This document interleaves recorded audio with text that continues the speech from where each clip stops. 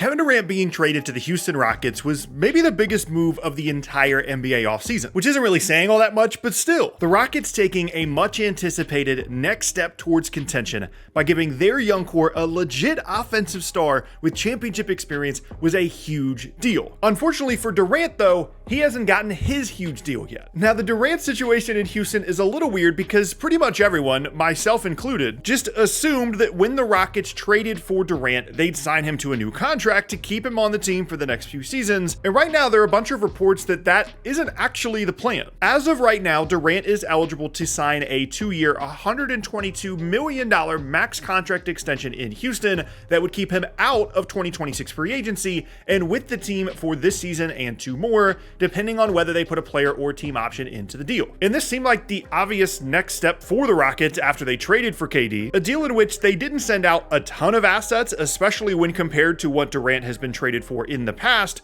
but still enough assets that losing Durant to free agency after just the 1 season left on his contract expired wouldn't be a good look. However, the Rockets are just simply not offering Durant that contract. And while Durant might not be asking for the full max himself, the two sides are decently far apart according to reports on extension talks at the moment, which is an interesting place to be going into such an anticipated season in Houston. Now, arguably the most important piece of context in this entire situation that you need to understand it is how the Rockets front office operates compared to most of the rest of the league. You see, for years now, contract negotiations have favored the players in the NBA. It's very much been a players run league. Player empowerment has been a big theme over the last decade or so, and we would see guys like Michael Porter Jr. get huge max rookie extensions without much of a negotiation as a result, or huge free agency contracts handed out to role players. There traditionally just has not been a lot of leverage on the side of the teams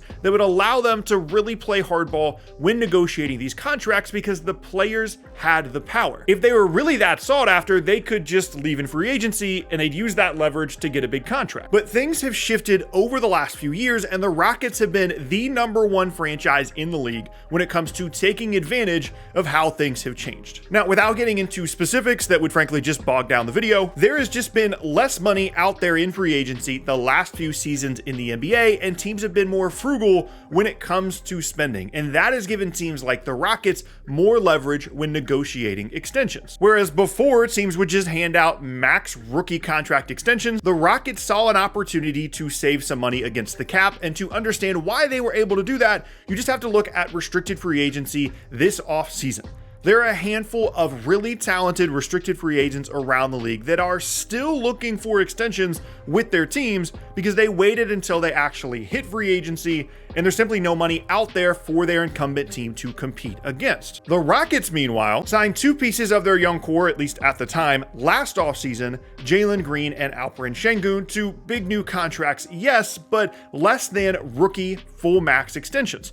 Green signed a shorter deal with an eye on getting into free agency sooner, while Sengun signed a more traditional deal, but again, for less than the max. And the same goes for a fellow member of the Rockets' young core this offseason, Jabari Smith Jr., who also got a sizable but much less than the max extension to stay in Houston that could easily be a great value for the Rockets if he continues to develop. Now, while you can debate the merits of each of these players as it relates to them being worth a max contract or not, these examples are simply here to illustrate my point that the Rockets actually negotiate on extensions. They don't just do players favors to keep them happy or because they're a big part of their future. They understand the leverage that they have and they use it to save as much money against the cap as possible, which allows them to build a better team in the future. And it isn't just the young guys either. The Rockets had a team option for Fred VanVleet this offseason that they turned down to then sign him to a much cheaper deal, and they weren't worried about losing him in free agency because of the lacking spending power out there in free agency, and save themselves a bunch of money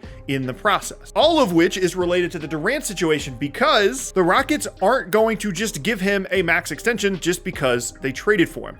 They know how great of a player KD is and what he could mean to their team this season, but they also know his reputation around the league took a hit during his time with the Suns. They know he's getting into his late 30s and he's had injury issues, and that right now might be the last real chance he has at signing one last big contract in the NBA. And the security of what the Rockets can offer right now, even if it isn't a full max, might be better than trusting that he could get more in 2026 free agency. Now, to be clear, the Rockets are not the only team doing this, but they have been the most aggressive when it comes to getting the best value they can on contract extensions. Some other teams have just done it in other ways, like the Oklahoma City Thunder essentially eliminating player options from their payroll. They do either team options or straight up years, but they really avoid player options at all costs, which is something they can only do because they are negotiating with the newfound leverage on the team side that has existed over the last couple years in the NBA. But as it relates to the Durant situation, understanding how the Rockets do business is really important here, and they're being really smart by trying to get Durant to sign for as little as possible because their team's about to get pretty expensive. I already mentioned Şengün's and Jabari Smith's new deals, but alongside a possible Durant extension,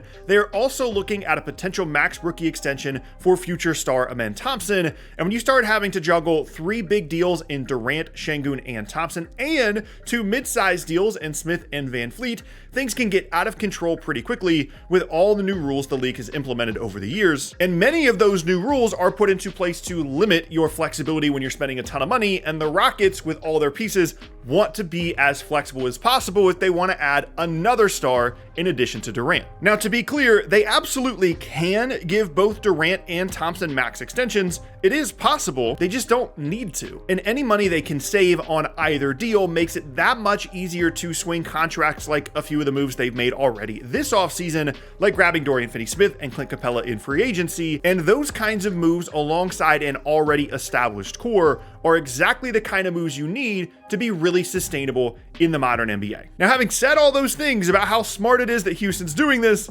can still turn into a pretty weird situation. Like I said earlier, I just kind of assumed that both sides were pretty close on an extension at the time of the trade because that's just kind of how these deals work. And if they are truly far apart and don't agree to anything before the start of the season, I would start to get a little concerned if I was a Rockets fan. Yes, there are plenty of concerns with KD that would make me want to be as conservative as possible on his next contract, but the Rockets have a legit chance to make the conference finals or maybe even more this season, and a potentially unhappy KD dealing with a contract dispute is just not a distraction I would want to have around my otherwise relatively young team. Look, I love KD as a player, and as a Nets fan, it was unbelievable to root for him on my favorite team, but it's not like we haven't seen him be a distraction before. He notoriously made things very weird in his final season with the Warriors, then requested a trade midseason in Brooklyn. And I mean, the Sun situation wasn't really his fault, and the team really screwed up most of what went wrong there, but still, those 3 situations being his last 3 stops in the NBA, and then when you add a possible contract dispute on top of that, I just don't want any part of that if I'm the Rockets. Now, even with all of that said, I do anticipate the 2 sides agreeing to a deal at some point. Durant's skill set is just too valuable to this particular Rockets team, and they clearly value him given the assets they just traded away for him. And as I said, in general, it is smart for the future of the team to get Durant to re-sign on the best deal possible, but that assumes that everything goes well for them. That assumes Durant assimilates to this young core well. It assumes he and the Rockets in general are healthy. It assumes the young guys take another leap. It assumes Durant is happy in Houston. And if any of those things go wrong and Durant isn't signed to a new contract, things could get very weird in Houston very quickly.